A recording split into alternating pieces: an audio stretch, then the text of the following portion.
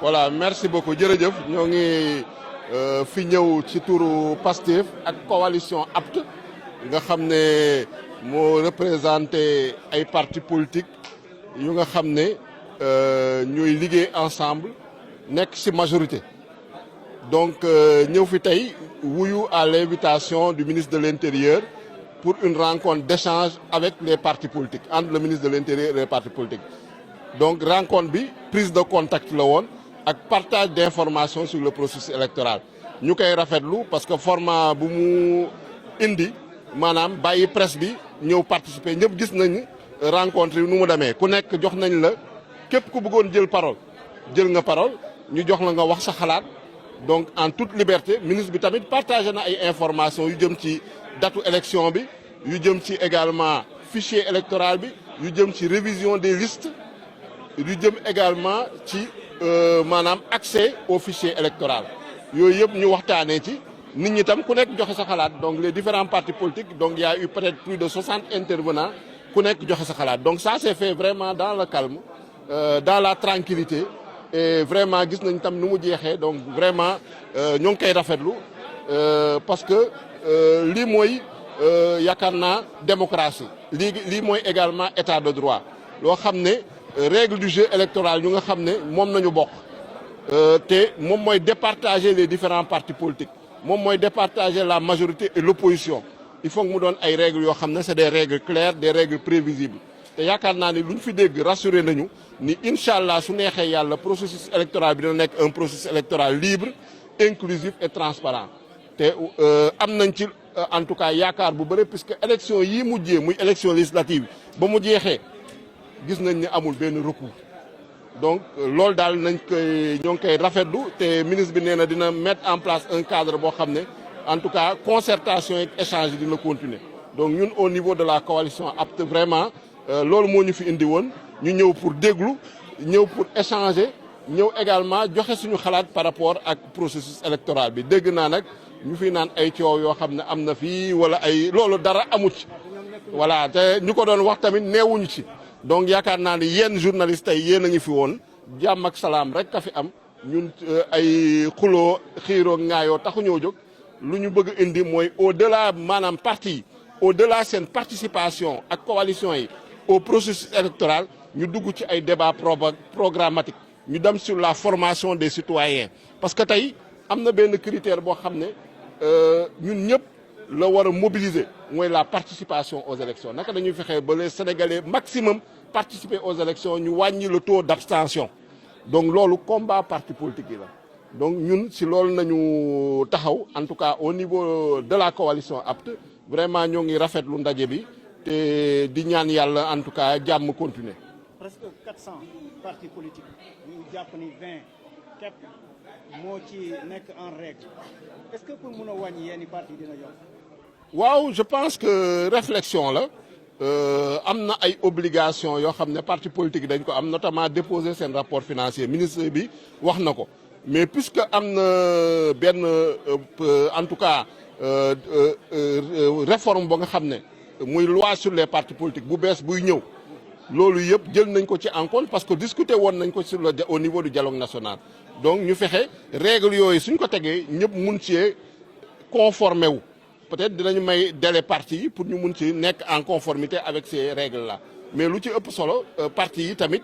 ay citoyens nañu ñoo ko composé état de droit nañu nekk ñoom itam dañu war a conformer wu aux obligations légales et aux obligations réglementaires. d'accord lan ngay tontu ñi nga xam ne nag dañoo jàpp ni da ngeen war a waxtaan d'abord balaa yéen député yi ngeen di dem voter ji li nga xam ne moom mooy loi yi. waaw xam nga Sénégal quand même ñëpp xam nañ ni république la buy fonctionner selon le principe de la séparation des pouvoirs monsieur le ministre de l'Intérieur moom amul dara lu mu jotee ak lu xew assemblée nationale parce que assemblée nationale proposition de loi maanaam ay député ñoo ko déposé te député yi am nañu sañ-sañ jël initiative législative article 80 de la constitution moo leen ko may donc loolu su amee yaakaar naa ni lu ñu waroon def yëpp def nañ ko mooy maanaam bureau bi adopté ko transmettre ko président de la république pour avis ñu convoquer la conférence des présidents ñu def commission bi def séance plénière wax nañ tam procédure d'urgence boobu constitution beeg règlement intérieur bi ñoo ko prévoir donc sur la forme sur la démarche yaakaar naa ne amul dara lu ñu ciy wax sur le fond également wax nañ ko ne nit ñi dañu waroon dem dialogue mais fàttali ni point boobu ñu def ci proposition de loi bi moo ngi woon si dialogue bi ku lire rapportu dialogue bi di nga gis le prononcé exclusif de la déchéance électorale par le juge noonu lañ ko tuddee woon ñu discuter ci pendant une semaine amuñu ci accord amuñ ci consensus mu nekkoon un point de désaccord maintenant désaccord nag am na foo xam ne su persister mais sénégalais yi ñoo tànn am majorité am opposition majorité boobu au niveau du parlement moo jël ay responsabilités daf une proposition de loi ba nga xam ne ñëpp d'accord nañu même ñu d'accordul ak démarche bi d'accord nañu ne contenu bi baax na donc alhamdulilah donc parce que day permettre le maximum de sénégalais mun a bokk le maximum mun a en tout cas am seen droit de vote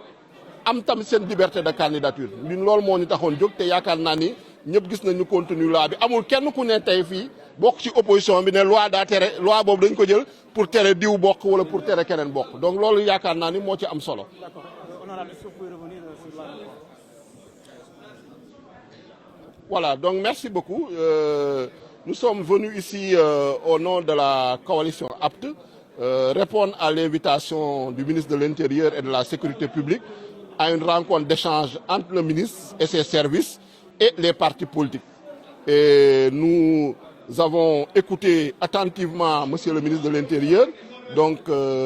prendre contact avec les partis, mais également partager un certain nombre d'informations sur le processus électoral. Les informations concernent notamment le mode de fixation de la date des élections territoriales, des futures élections territoriales.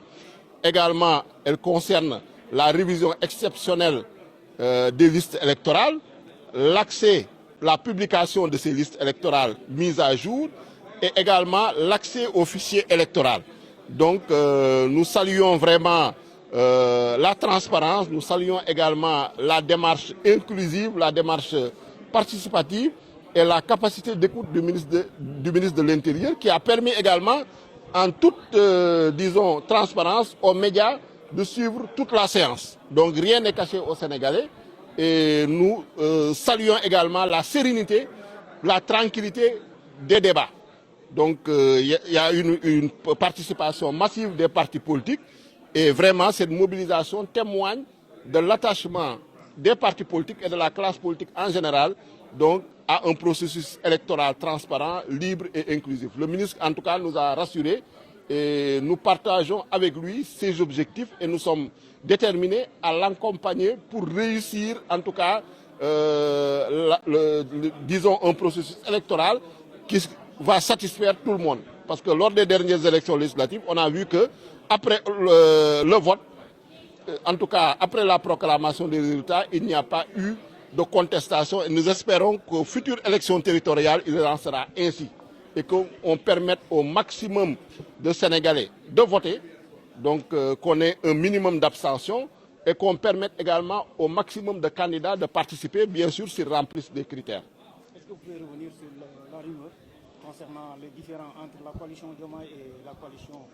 Je pense que vous étiez là, vous les médias, et vous avez constaté qu'il n'y a eu, en tout cas, aucune, disons, dispute, aucune altercation concernant la coalition APT. Nous, en tout cas, en toute responsabilité, on est venu, on a parlé du sujet. Le sujet qui nous intéresse aujourd'hui, c'est le processus électoral. Tout le reste, je pense, est secondaire. Et les rumeurs dont on parle, elles sont infondées parce que cette séance était ouverte aux médias qui ont eu à filmer. Et je pense que ça s'est passé vraiment dans la paix, dans la tranquillité, dans le calme, dans la sérénité. Et ça s'est terminé également dans cette atmosphère. Et nous, nous sommes des démocrates. Donc nous sommes ouverts au débat, nous sommes ouverts également au dialogue, nous sommes prêts pour le consensus. Mais faudrait-il également que les conditions soient réunies. Parce que sur la question, par exemple, de la modification des articles L29, L30, on en a parlé. Mais en interpellant le ministre, pour faire le rapport entre cette modification et cette rencontre, je dis que ça n'a rien à voir. Puisque l'initiative provient des députés à l'Assemblée nationale qui ont le pouvoir d'initiative législative conformément à l'article 80 de la Constitution. Donc l'exécutif dans un régime de séparation des pouvoirs, ne peut pas être, en tout cas, s'opposer à une initiative législative. Parce que c'est le Parlement, sur ce point-là, qui vote seul la loi et qui est souverain en cette matière-là. Le débat se pose sur la rationalisation des partis politiques. On a plus de 400 partis et 20 seulement sont en règle. Voilà, 397 exactement, comme l'a dit le ministre. Et effectivement, il faudrait que les partis puissent se conformer à la loi sur les partis politiques, aux obligations légales et réglementaires, notamment le dépôt de leur rapport financier, parce que la Constitution proclame le principe de bonne gouvernance associative. Et il y a des réformes qui sont annoncées, notamment une future loi sur les partis politiques. Et nous espérons que cette future loi va prendre en charge, déjà on y a en tout cas contribué au niveau du dialogue national, cette préoccupation-là de la conformité des partis aux textes légaux, aux textes réglementaires. Parce qu'effectivement, un parti aussi, il doit être caractérisé par un fonctionnement régulier, un fonctionnement normal. Donc il y a des partis souvent qui ne disposent pas de sièges, qui en tout cas ne respectent pas les critères minimaux d'organisation et de fonctionnement. Et je pense que les partis sont des organisations, des associations, au même titre que toutes les associations, et doivent respecter les lois de la République. La non-participation de certains de l'opposition qui soutiennent que vous avez déjà voté la loi avant le débat. Je pense qu'il y a une confusion, comme je l'ai dit, il y a un amalgame. Et comme on a dit, on est dans un régime de séparation des pouvoirs. On ne peut pas reprocher au ministre de l'Intérieur une initiative qui provient des députés. Dans un régime de séparation des pouvoirs, je pense que le ministre de l'Intérieur n'est pas concerné, puisqu'il s'agit d'une proposition de loi en l'occurrence. Et que le ministre de l'Intérieur a fixé aussi souverainement son calendrier de rencontres avant de rencontrer les partis politiques. Il a rencontré la société civile, les chefs religieux, donc tous, en tout cas les acteurs qui sont dans son périmètre de compétence. Et nous pensons que c'est un faux procès donc, et que tous les acteurs politiques doivent venir participer aux échanges lors du dialogue national également sur le système politique. Et on a déploré également le boycott d'une certaine opposition, et cette même opposition qui, après avoir boycotté, vient réclamer le consensus. Donc je pense qu'il y a une incohérence. On ne peut pas boycotter et vouloir le consensus. Donc pour qu'il y ait le consensus, le minimum, c'est la participation. Mais sans une participation active, on ne peut pas avoir un consensus. Donc je pense que c'est un peu là où cette opposition pêche. Et ils doivent prendre leurs responsabilités et venir participer, en tout cas, au débat démocratique, venir participer aux échanges. En tout cas, nous, de la coalition APT, nous serons toujours disponibles pour venir discuter, échanger, nous concerter, dialoguer et, si possible, obtenir des consensus. Parce que lors du dialogue national sur le système politique, il y a eu des consensus, mais il y a eu également des points de désaccord. Dans ces situations-là, quand même, il faut que la démocratie fonctionne. Et une démocratie, c'est une majorité qui gouverne et une opposition démocratique qui s'oppose. Merci. Merci beaucoup. Merci, honorable député di ki nga xam te ne moom moo di Mohamed Ayib Salim Daffé nekk donc